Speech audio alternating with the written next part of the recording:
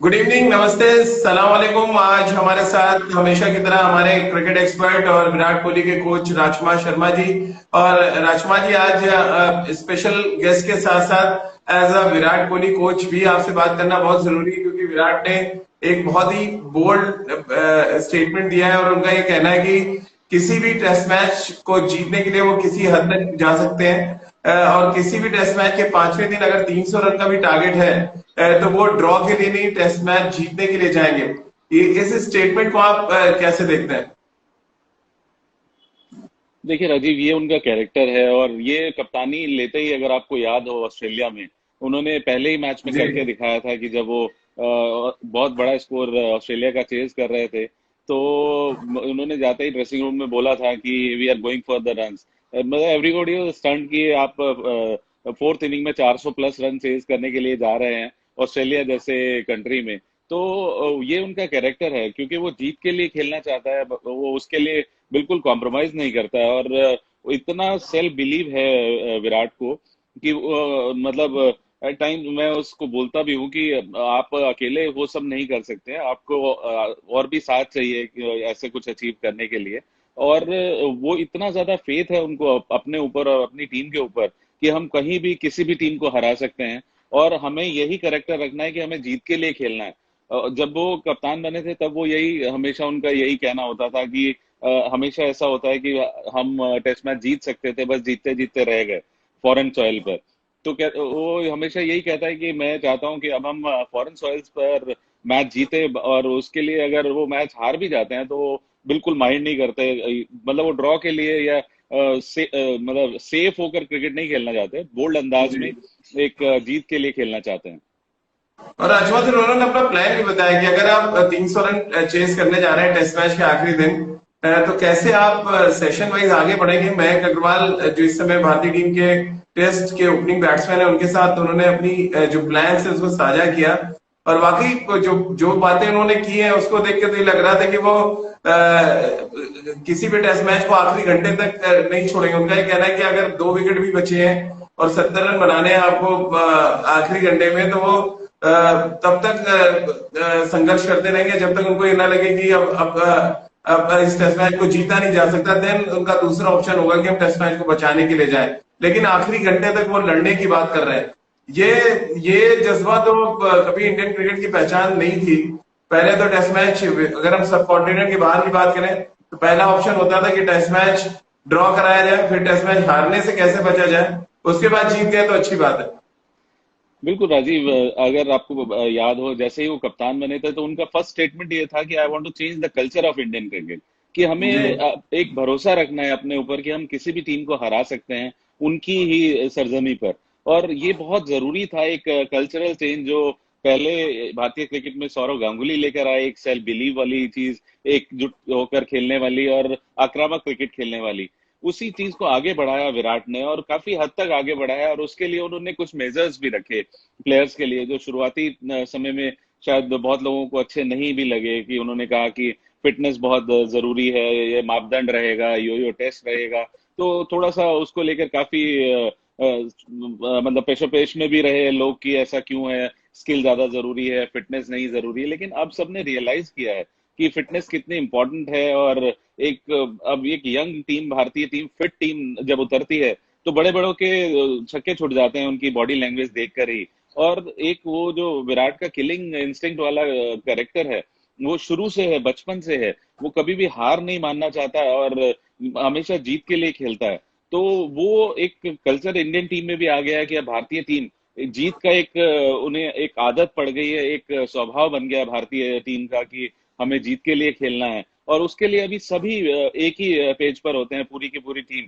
सब सोचते हैं और बिलीव करते हैं कि यस, हम किसी को भी कहीं भी हरा सकते हैं। राजमोहन, उन्होंने मैं को भी अपने साथ साथ बहुत प्रेरित किया। उनका कहना था कि अगर तुम किसी भी टेस्ट मैच में जहां पे हम 300 रन से ऊपर चेस कर रहे हैं, अगर तुम वहां पर 120 रन की इनिंग्स खेलते हो, तो अगले 10 साल तक वो सबके मेमोरी में रहेगी। और मैं चाहता हूं कि मेरी टीम के हर खिलाड़ी कुछ ना कुछ ऐसा करे जो अगले 10 साल उन क्रिकेटर्स को ना भूल पाए जो क्रिकेट फैंस हैं। ये ये जो मोटिवेशनल एक तरह से कहा जाए संदेश दिया उन्होंने मयंक को, इसको आप कैसे देखते हैं कि किसी टेस्ट मैच के आखिरी दिन अपने ओपनर से वो इस बात की एक तरह से कहा जाए डिमांड कर रहे हैं कि आप शतक लगाएं जब भी कोई बड़ा स्कोर हम रन चेज कर रहे हो। देखो राजीव, ये बहुत अच्छी बात है कि ये कप्तान ने प्रेरित कर रहा है अपने यंगस्टर को। और तो ऐसे में जब कप्तान आपके साथ खड़ा होता है, वो आपके कंधे पे हाथ रखता है कि आप कैपेबल हो और आप ये कर सकते हो और ऐसा कर दोगे तो आप हीरो बन जाओगे और मैं तुम्हारे साथ हूँ, तो कोई भी अपनी टीम के लिए कुछ भी करने को तैयार रहता है। फिर वो डरता नहीं है असफलता से। एक वो जो फियर फियर होता है ना, जो कि फेलियर का फियर, वो हट जाता है दिमाग से कि कप्तान मेरे साथ है और कप्तान ने मुझे कहा है कि ये मौका है हीरो बन के दिखाने का। तो उसके लिए फिर वो किसी भी एक्सटेंट तक जाते हैं, लड़ते हैं। और वही जज्बा अब भारतीय टीम में है कि यंगस्टर पूरी तरह से विराट को सपोर्ट करते हैं और विराट उनको बहुत अच्छे से सपोर्ट करता है कि मैं हूं आपके लिए, आप अच्छा कीजिए। और वो जब यंगस्टर्स अच्छा करते हैं तो खुले दिल से उनकी तारीफ करता है और चाहता है कि ऐसा नहीं कि वो अकेले हीरो बनकर नहीं रहना चाहता, बल्कि चाहता है कि पूरी भारतीय टीम एक अच्छा परफॉर्म करे और सभी हीरो हों।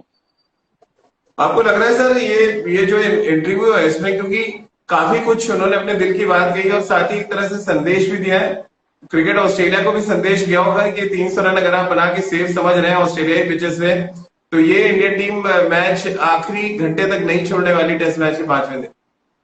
देखिए राजीव, ऑस्ट्रेलियंस तो भली बात ही जानते हैं विराट का कैरेक्टर। और जितने फैंस इंडिया में हैं विराट के, उतने ही फैंस विराट के ऑस्ट्रेलिया में हैं। ऑस्ट्रेलिया में सबसे ज्यादा लाइक किया जाता है विराट को, क्योंकि विराट उन्हीं की तरह से क्रिकेट खेलते हैं, आक्रामक क्रिकेट खेलते हैं। और ऑस्ट्रेलियन क्राउड जो कि बहुत नॉलेजेबल है, तो बहुत अप्रिशिएट करते हैं उनकी अप्रोच को। और भली बात ही जानते हैं कि जब तक ये खिलाड़ी है तो वो इंडियन टीम को हल्के में नहीं ले सकते। और ऊपर से वो कप्तान है, तो ऑस्ट्रेलियन टीम और उनके फैंस जानते हैं कि कोई भी मैच उनके लिए बहुत आसान नहीं होगा और किसी भी स्टेज तक भारतीय टीम लड़ेगी, जैसा कि ऑस्ट्रेलिया जाना जाता है कि लास्ट मोमेंट तक लड़ने के लिए।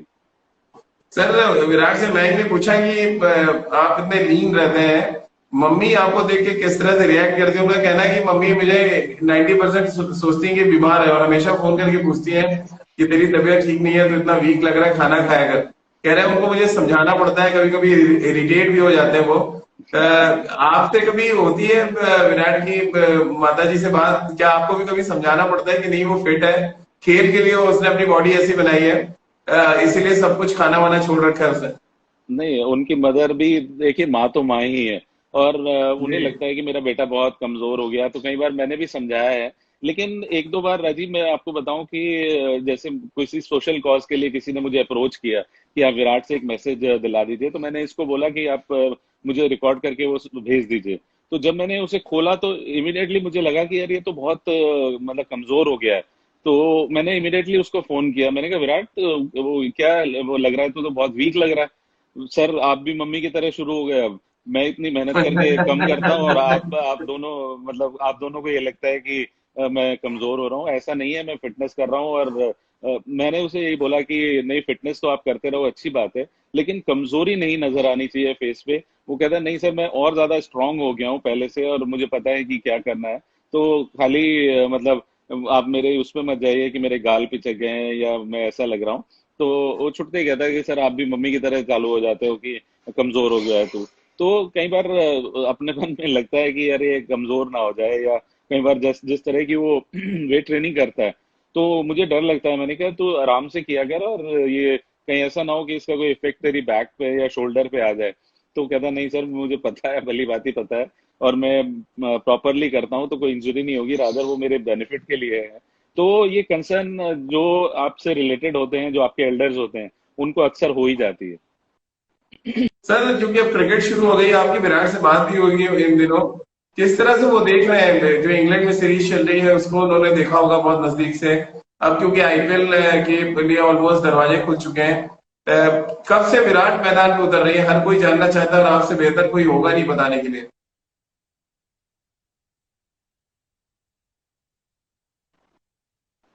विराट बहुत अच्छे से फॉलो कर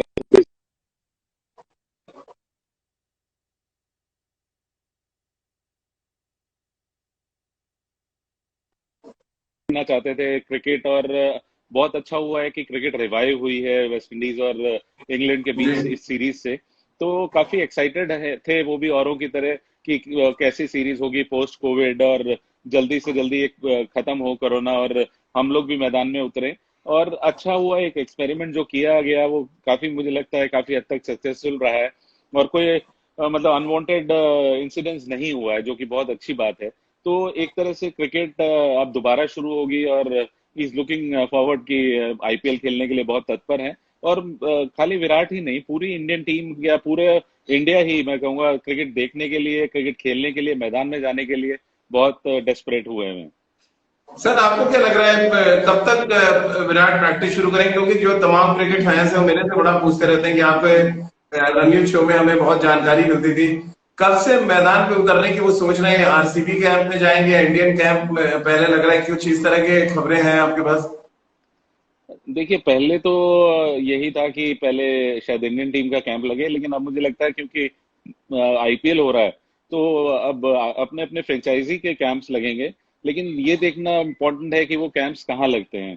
ऐसा भी हो सकता है कि वो कैंप दुबई में ही लगे, क्योंकि वहां पर थोड़ी सेफ्टी है। अभी रिलेटिवली इंडिया में बहुत ज्यादा केसेस बढ़ गए हैं, तो इंडिया में जी। तो ऐसे कैंप्स होना मुझे लगता है बहुत मुश्किल होगा, क्योंकि इतना बड़े ग्रुप को क्वारंटाइन करना पड़ेगा पहले 15 दिन। उससे बेटर होगा कि वहीं पर क्वारंटाइन करके वहीं पर खेलें, वहाँ की विकेट से भी यूज टू हो जाएंगे, और मतलब प्रैक्टिस भी अच्छी होगी और सेफ एनवायरनमेंट में होगी। सर आखिरी सवाल, क्योंकि 2020 जब शुरू हुआ तो विराट के लिए उतना अच्छा था नहीं, शायद one of the lean patches से वो गुजर रहे थे। आप इस ब्रेक को ब्लेसिंग इन डिस्गाइज के तौर पे देख रहे हैं, और जब वापस आएंगे विराट, आपको कितना फेथ है कि वो उसी पुराने रिदम में नजर आएंगे जिसकी उनकी पहचान रही है, यानी एक रन मशीन के तौर पे जो वो जाने जाते हैं? कितना फेथ आपका है कि ये जो ब्रेक है वो उनको बहुत काम आएगी? क्योंकि हमने हमेशा देखा है जब उन्होंने ब्रेक लिया आगे बहुत ही धुआंधार बल्लेबाजी की है उन्होंने। राजीव, बस मैं इतना कहना चाहूंगा कि उनकी भूख और बढ़ गई है। जो रन हाँ। बनाने की भूख है वो और ज्यादा घर में रहने से और ज्यादा बढ़ गई है। और उस दिन हम बात कर रहे थे तो मैं कह रहा था फिटनेस, कह रहा हाँ सर मैं फिटनेस कर रहा हूँ। मैंने, डोंट वरी, आपकी मसल मेमोरी ऐसी बन गई है कि पहली बॉल जो तू खेलेगा वो बिल्कुल फ्लुएंट कवर ड्राइव लगेगा। तो वो कहता है कि हाँ सर जरूर ऐसा ही होगा। तो मैं आशा करता हूँ कि वो उसी तरह का विराट कोहली नजर आएगा, बल्कि उससे भी बेहतर नजर आएंगे, क्योंकि बहुत डेस्परेट हैं वो अच्छा करने के लिए और बहुत दिनों से रुके हुए हैं। तो आने वाले दिनों में मैं सावधान करना चाहूंगा विरोधियों को। बिल्कुल, और हम सब भी यही उम्मीद कर रहे हैं राजकुमार सर की बहुत जल्दी इंडियन टीम, इंडियन कैप्टन मैदान पर उतरे, और जैसे कि उनकी पहचान है रन मशीन, और रन मशीन से ढेरों रन देखने को मिले। और हम सब भी तैयारी करते हैं, अगर क्वारंटीन के थोड़े दिन कम हो तो हम लोग भी थोड़े मैचेस देख के आएंगे सर आईपीएल के दुबई में। और विराट से स्पेशली पास तो मिल ही जाएगा, इस बात की उम्मीद हम सब कर सकते हैं। हालांकि पास के नाम से विराट क्या कुछ रिएक्ट करते हैं ये हमने सबने सुना है प्रेस कॉन्फ्रेंस में। चलिए राजकुमार सर, बहुत बहुत शुक्रिया तमाम अपडेट्स के लिए, तमाम जानकारी देने के लिए। Thank you Rajiv, you're welcome.